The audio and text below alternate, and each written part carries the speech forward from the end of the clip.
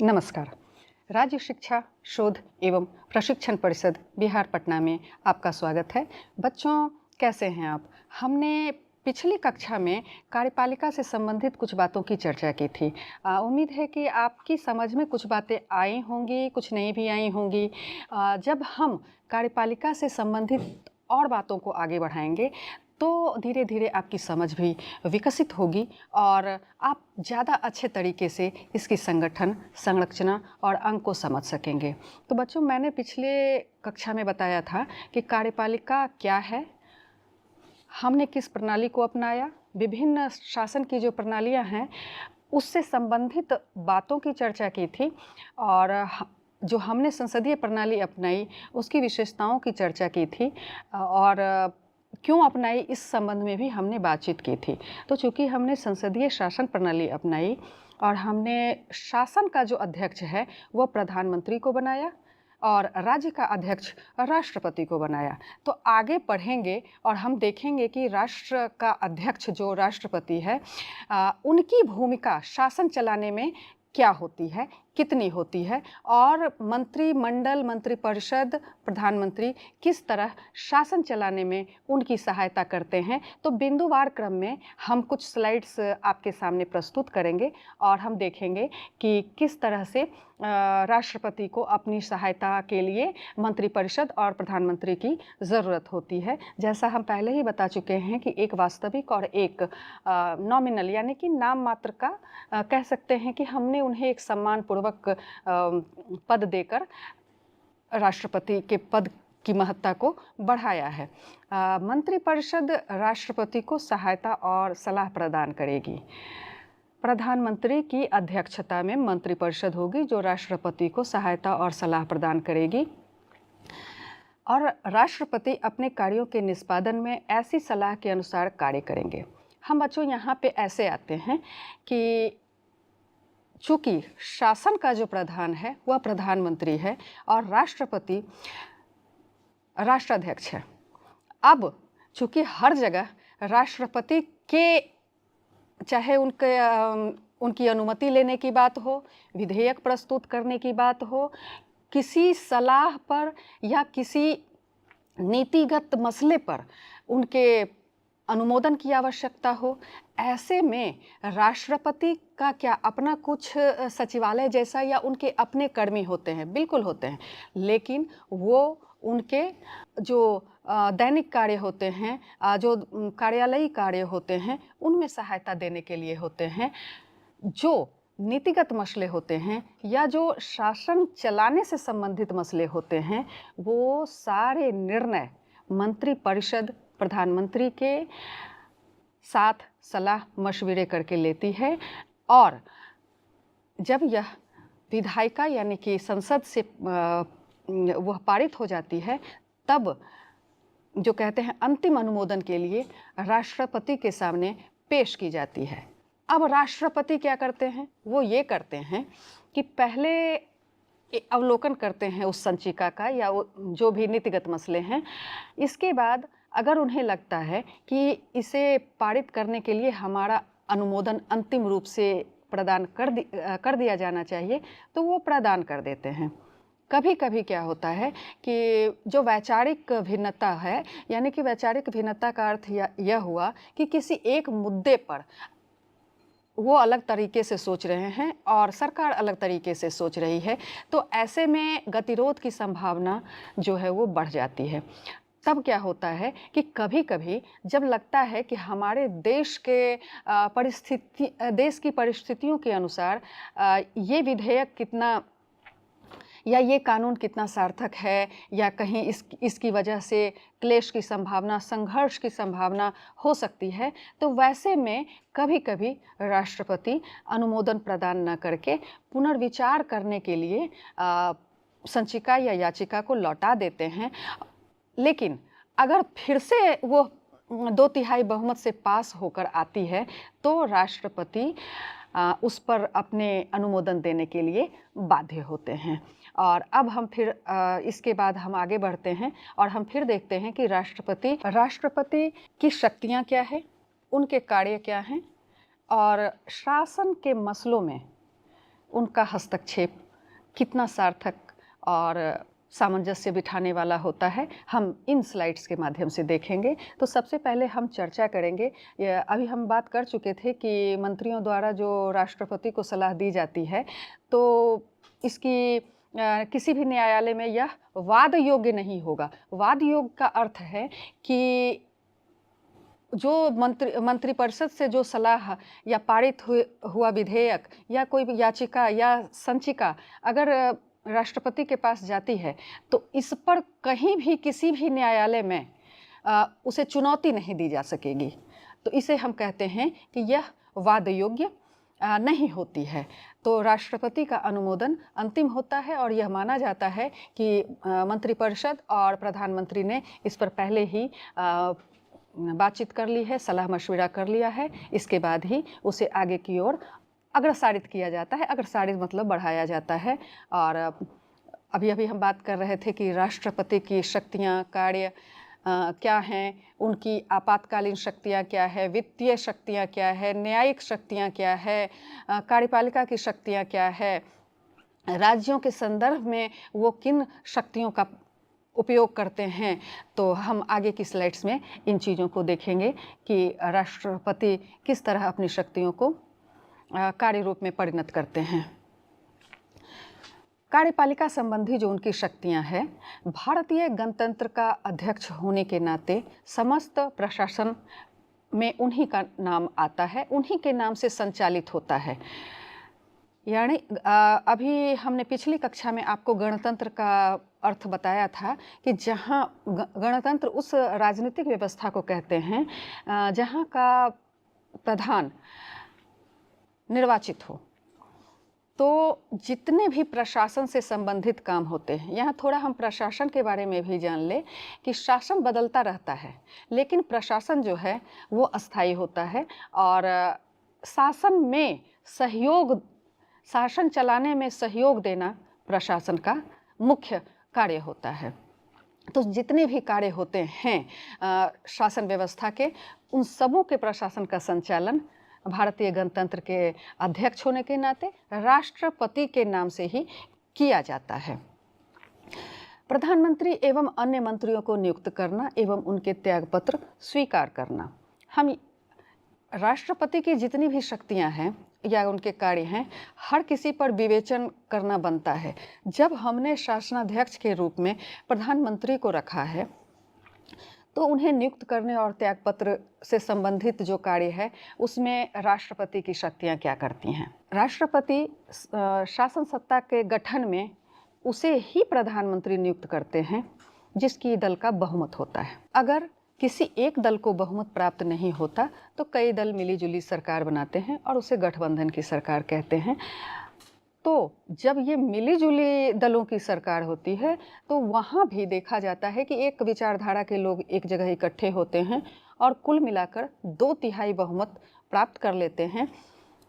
तो वो अपने उस गठबंधन का नेता जिसे चुनते हैं उसे ही प्रधानमंत्री वो नियुक्त करते हैं। फिर प्रधानमंत्री की सलाह से अन्य मंत्रियों की नियुक्ति वो करते हैं। अगर कोई मंत्री अपने प्रधानमंत्री से सहमत नहीं होता है तो ऐसी स्थिति में प्रधानमंत्री उसे त्यागपत्र देने को कह सकते हैं। न मानने की स्थिति में प्रधानमंत्री खुद त्यागपत्र दे सकता है और इन सबों की स्वीकृति राष्ट्रपति करते हैं। फिर आती है उच्च अधिकारियों की नियुक्तियां करना। तो ये सारी नियुक्तियां महाधिवक्ता, इसके साथ निर्वाचन आयुक्त, ऐसे उच्च अधिकारियों की जो नियुक्तियां होती है, तो ये सारी नियुक्तियां राष्ट्रपति के द्वारा की जाती है।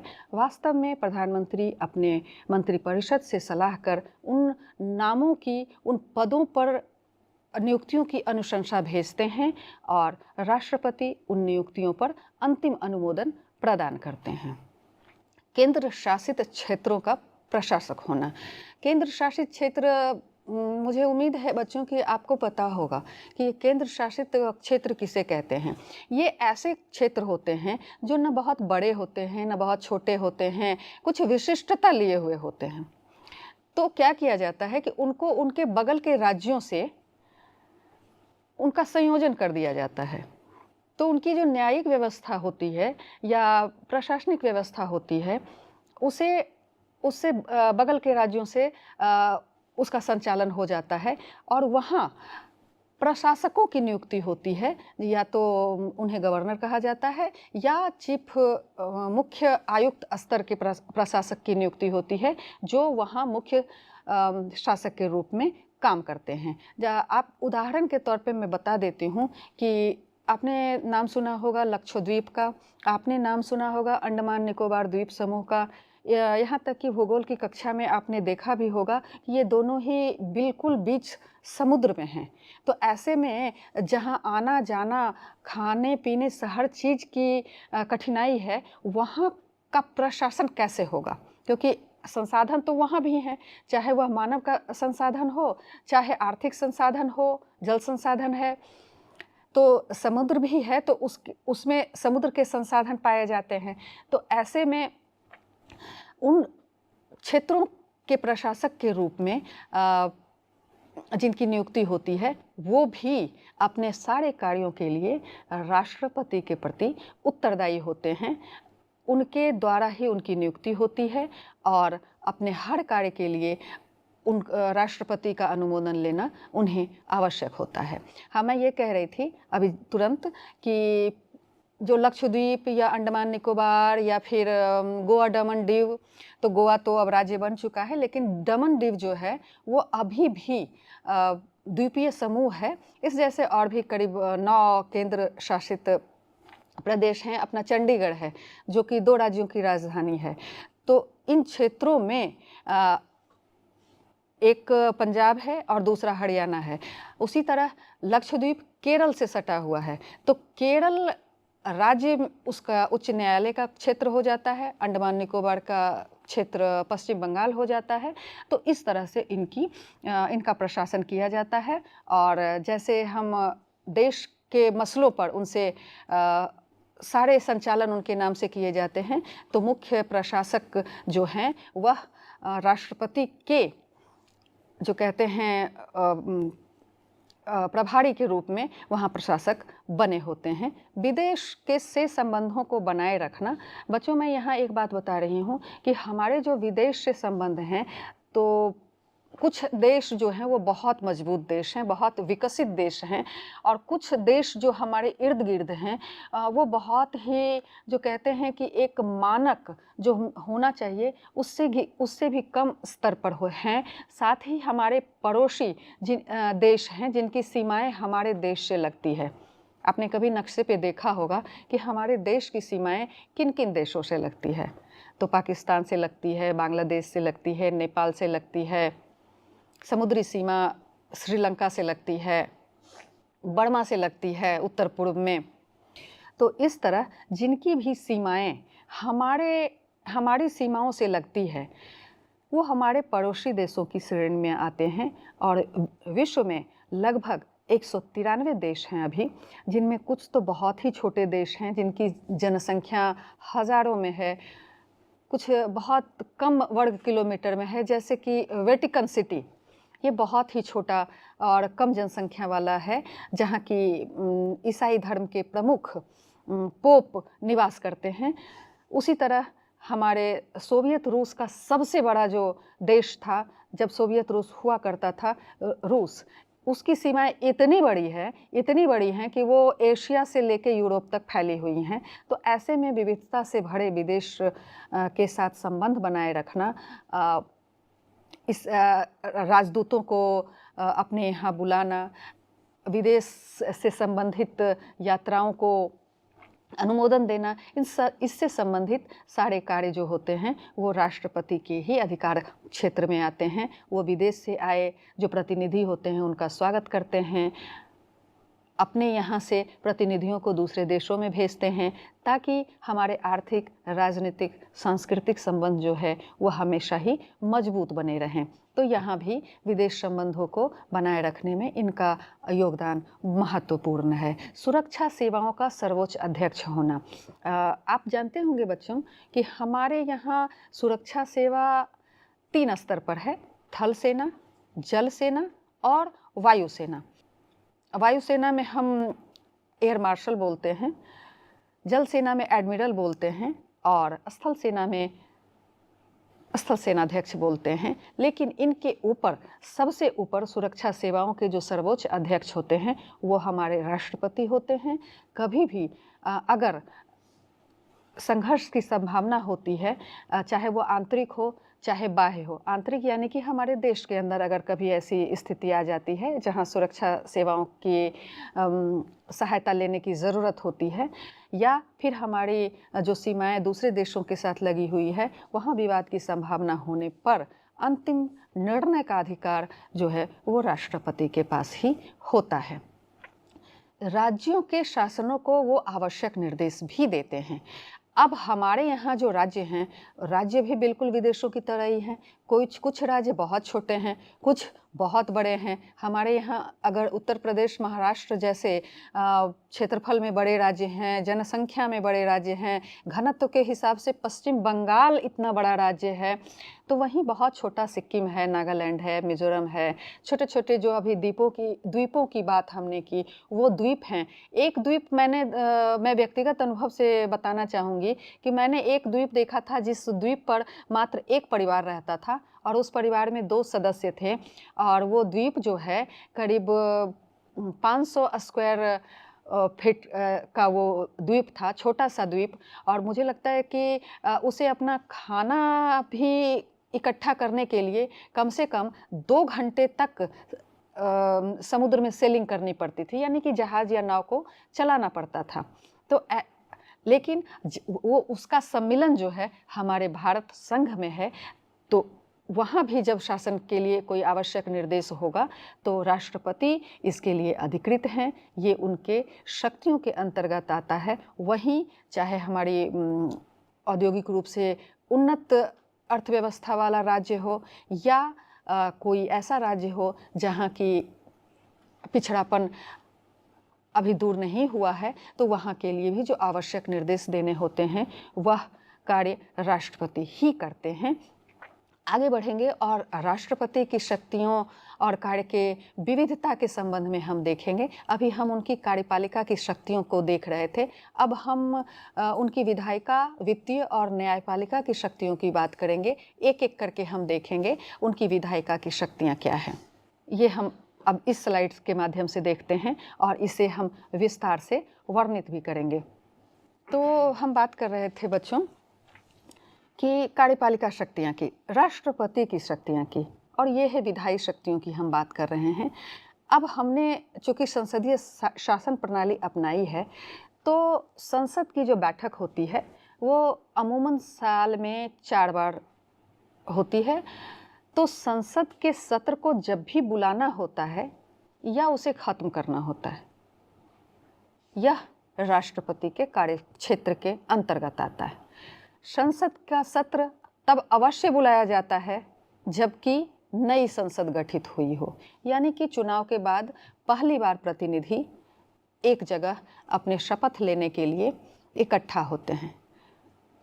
बजट पेश करने के लिए सत्र का होना आवश्यक है। साथ ही मानसून सत्र, शीतकालीन सत्र होते हैं। कभी कभी आकस्मिक स्वरूप में भी संसद को बुलाया जाता है, यानी आहूत किया जाता है। उसे हम अगर किताबी भाषा में कहें तो संसद के सत्र को आहूत किया जाता है। आहूत का अर्थ यहाँ यही हुआ कि संसद के सत्र को बुलाया जाता है और अध्यादेश या विधेयक जो भी अति आवश्यक हो तो उसे पारित कर फिर उसे विधिवत अवसान कर दिया जाता है, यानी कि सत्र की समाप्ति कर दी जाती है। राष्ट्रपति राज्यसभा में 12 और लोकसभा में 2 सदस्यों को मनोनीत करते हैं। क्यों मनोनीत करते हैं? जब हमारे यहाँ निर्वाचन यानी कि सदस्य चुनकर आते हैं तो हम क्यों मनोनीत करते हैं? इसकी चर्चा जब संविधान में की गई थी तो कहा गया कि बहुत से लोग जिनके अनुभव का लाभ हमारी शासन व्यवस्था को मिलना चाहिए, तो ऐसे लोग जो चुनकर नहीं आते हैं उन्हें सम्मानपूर्वक हम अपने इस उच्च सदन और निम्न सदन में स्थान देते हैं। तो राज्यसभा में 12 लोगों को राष्ट्रपति मनोनीत करते हैं, लोकसभा में 2।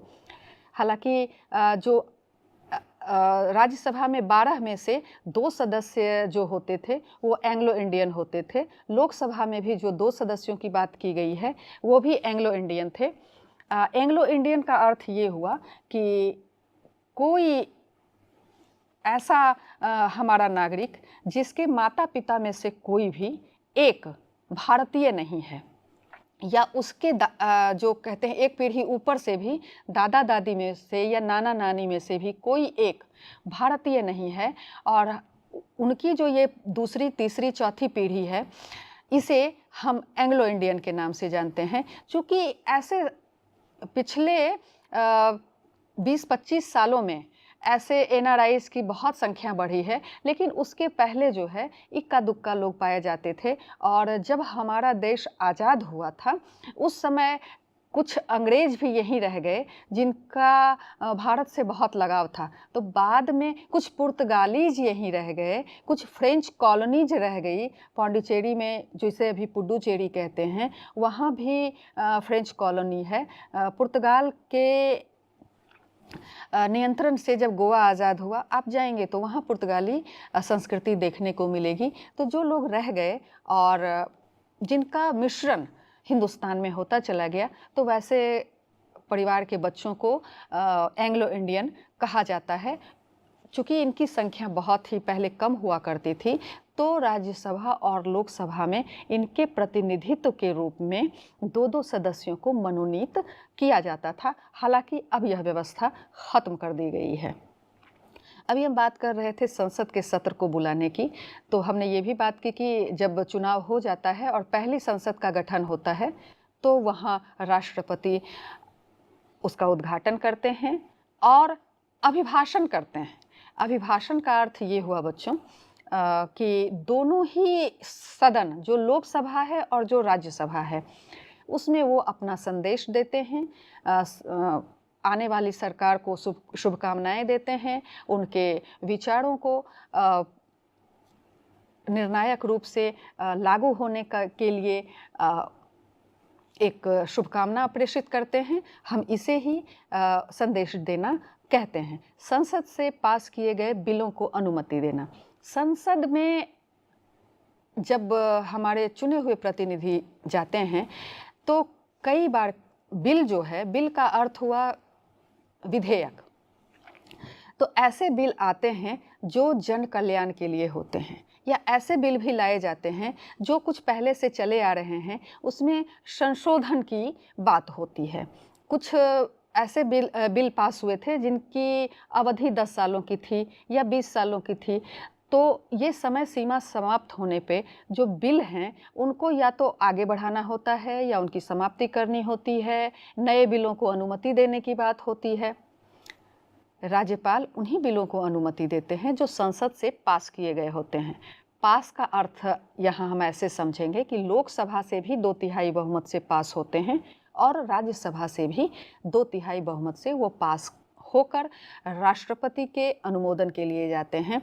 तो हमारे यहाँ जो ऐसे बिल भी आते हैं वो 2-3 कह सकते हैं, उसका वर्गीकरण हम 2-3 भागों में कर सकते हैं। एक बहुत हल्के बिल जिसको आसानी से अनुमति मिल जाती है, कुछ कठोर बिल होते हैं जिसको राज्यों के भी, आधे राज्यों के सहमति से पास किया जाता है। कुछ ऐसे भी बिल होते हैं जो दोनों ही सदनों में अलग अलग पास होते हैं, और अगर इसमें विवाद होता है तो फिर संसद का एक संयुक्त सत्र आयोजित किया जाता है, यानी कि दोनों संसद के दोनों सदनों की बैठक एक साथ की जाती है। उसके बाद जब 2/3 बहुमत से बिल पास हो जाता है तो राष्ट्रपति को उसे अनुमति देनी ही होती है। संसद के सत्र की समाप्ति जब हो जाती है, ऐसे में अगर अचानक किसी नियम कानून की ज़रूरत हो जाए या किसी ऐसी नीति की ज़रूरत हो जाए जिसका कि जनता के हित में लागू होना आवश्यक है, तो अगर संसद उस समय न चल रही हो, उसका सत्र न हो, तो राष्ट्रपति अध्यादेश जारी करते हैं। इन अध्यादेशों का बच्चों जो प्रभाव होता है वो बिल्कुल पारित बिल की तरह होता है। हाँ, इसकी समयावधि जो है यानी कि इसका समय 6 महीने तक ही होता है। इस बीच अगर संसद का सत्र होता है, चलता है, तो अध्यादेश को पारित कर कानूनी रूप दे दिया जाता है, अन्यथा यह 6 महीने तक लागू रह सकता है। फिर आते हैं राज्यों के विधानमंडलों द्वारा पारित बिलों पर अपनी वीटो शक्ति का प्रयोग करना, यदि राज्यपाल उसे उसके विचाराधीन सुरक्षित रखे। ये जो शक्ति और कार्य हैं उनके, तो इसमें कई चीज़ें हैं। देखिए, विधानमंडल की बात की गई है। हमने कार्यपालिका के जो पहले भाग पिछली कक्षा में जो हमने बात की थी कि विधानमंडल में विधानसभा और विधान परिषद दोनों ही आते हैं। जिस राज्य में विधान परिषद नहीं है तो वहाँ सिर्फ विधान सभा ही बिल को पारित करती है। और जब यह पारित होकर कुछ ऐसे कानून की बात होती है, जैसे कि मैं बताऊं कि अगर 2 राज्यों के बीच कोई नदी बहती है, तो ऐसे में उससे संबंधित जो भी फैसला होता है उस पर अंतिम अनुमति राष्ट्रपति की ही होती है। या कुछ ऐसा है जहाँ जिस राज्य की सीमा अंतर्राष्ट्रीय सीमा यानी कि दूसरे देशों के साथ लगती है, उससे संबंधित भी कुछ परेशानियां हो, या राज्य अपने यहाँ कोई पद सृजित करना चाहते हों, या अपना क्षेत्र बढ़ाना चाहते हों, या दूसरे राज्यों में विलय करना चाहते हों, या दूसरे राज्य का विलय अपने में करना चाहते हों, तो इस तरह से संबंधित जो भी होता है, जो भी निर्णय होता है, उस पर राष्ट्रपति की अनुमति ज़रूरी होती है। और अगर राष्ट्रपति चाहे तो वो अपनी वीटो शक्ति का प्रयोग करके उसे रोक सकते हैं। अब वीटो शक्ति क्या है?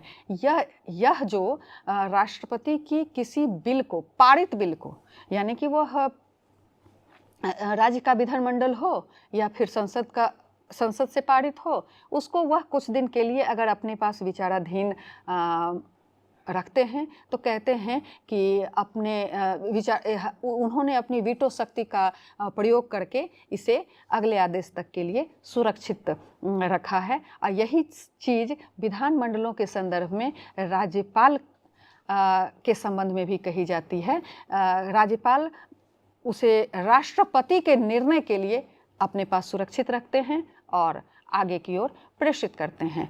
हम अब आगे बात करेंगे वित्तीय शक्तियों की। राष्ट्रपति की वित्तीय शक्तियां जो है वो कार्यपालिका और विधायी शक्तियों के मुताबिक या उनके अकॉर्डिंग कह सकते हैं कि थोड़ी सी कम है। कैसे कम है, हम अब देखते हैं कि ये जो वित्तीय शक्तियां हैं राष्ट्रपति की, तो संसद में जब भी बजट की बात होती है तो एक अनुमानित आय और व्यय, आपने अपने घर में भी देखा होगा कि हर महीने एक निश्चित खर्च की रूपरेखा बनाई जाती है। इतने पैसे इस मद में खर्च होंगे, इतने पैसे पढ़ाई के लिए, इतने पैसे अगर चिकित्सा की ज़रूरत हुई तो उसके लिए, इतने पैसे कपड़ों के लिए, इतने पैसे अनाज के लिए। हम एक मोटा मोटी जो कहते हैं ना कि रूपरेखा बना के चलना, तो हम एक रूपरेखा बना के चलते हैं। ठीक उसी तरह चूँकि हमारा देश बहुत बड़ा है तो उसे भी अपने शासन के संचालन के लिए धन की ज़रूरत होती है, और इससे संबंधित जो भी क्रियाकलाप होते हैं वो वित्तीय शक्तियों के अंतर्गत आते हैं। हम इस स्लाइड में देखेंगे कि ये वित्तीय शक्तियाँ क्या है। जो वित्तीय विधेयक होता है या धन विधेयक उसे हम कहते हैं, तो धन विधेयक जब भी संसद में पेश किया जाता है, राष्ट्रपति की पूर्व अनुमति से पेश होता है। संसद में हर साल, अभी हमने बात की कि बजट पेश होता है, तो वो हमारे अनुमानित जो हमारे देश की एक आय है उसका भी लेखा जोखा होता है, और हम कितना व्यय कर सकते हैं, किन किन मदों में कितना पैसा देना हमारे देश के लिए, देश के भविष्य के लिए बेहतर होगा, इसका एक निर्णय 1 साल के लिए लिया जाता है। और यह वित्तीय वर्ष, चूँकि इसे हम वित्तीय वर्ष कहते हैं, जो कि जनवरी से शुरू न होकर अप्रैल से शुरू होता है। तो बजट पेश किया जाता है और बजट पेश कराने का काम जो है राष्ट्रपति करते हैं। भारत की आकस्मिक निधि में से धन निकालने की अनुमति देना। अब क्या है कि कोई भी घर है, परिवार है, चाहे जो भी कोई हो, तो नियमित खर्चों के अलावा कुछ ऐसी बचत जरूर रखते हैं कि उन्हें परेशानी के समय में, कोई आपदा के समय में या किसी गंभीर बीमारी के समय में अगर अतिरिक्त धन की ज़रूरत पड़ जाए तो वो उस जमा धन में से निकाल कर खर्च करें। ठीक इसी तरह भारत की भी एक आकस्मिक निधि है। कभी कभी सरकार को जब धन की कमी हो जाती है तो वो अनुपूरक बजट पेश करते हैं और धन निकालने की अनुमति मांगते हैं। राष्ट्रपति ये अनुमति प्रदान करते हैं। इसके अलावा वित्त आयोग की नियुक्ति करते हैं एवं उसकी रिपोर्ट संसद में पेश करते हैं। वित्त आयोग जो है बच्चों, ऐसे हमारे देश में योजना आयोग, वित्त आयोग, अभी अब नीति आयोग है, चुनाव आयोग है, कई आयोग हैं, न्यायिक आयोग है। इसके अलावा कई कुछ वर्गों के कल्याण के लिए भी आयोग की नियुक्ति की गई है। तो वित्त आयोग की नियुक्ति इसलिए की जाती है कि राज्यों को, यानी कि हमारा देश जो संघीय स्वरूप में है, उनमें स्थित राज्य जो हैं उनको किस राज्य को कितना धन दिया जाना चाहिए, इसका निर्णय वित्त आयोग करता है। कुछ राज्य बहुत धनी हैं, कुछ राज्य बहुत पिछड़े हुए हैं, कुछ राज्यों की जनसंख्या बहुत ज़्यादा है, कुछ की जनसंख्या बहुत ही कम है। तो ऐसे में सबों को एक बराबर धन नहीं दिया जा सकता है। तो वित्त आयोग इसमें चूँकि राज्य भी अपने जनता पर